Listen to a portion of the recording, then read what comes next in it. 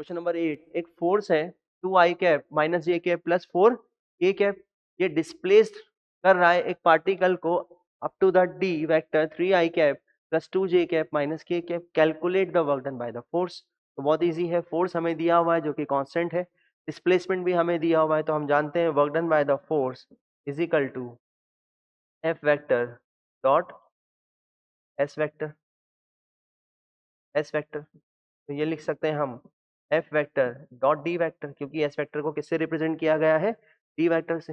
F vector की value लिखते हैं, तो एफ वेक्टर कितना है 2i cap minus J cap plus K cap, 2i cap minus J cap plus 4k cap, sorry 2i cap minus J cap plus 4k cap dot D vector की value कितनी है 3i cap plus 2j cap minus k cap.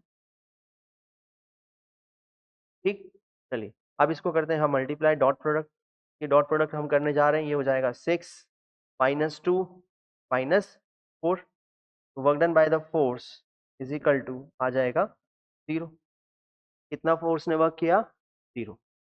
तो ये answer होगा। Force भी constant था, इसलिए यहाँ पर वेक्टर फॉर्म में दिया हुआ था, डिस्प्लेसमेंट भी वेक्टर फॉर्म में दिया हुआ था, इसलिए हम लिख सकते हैं F vector dot S vector, और हमने डॉट प्रोडक्ट कर दिया और आंसर आ गया।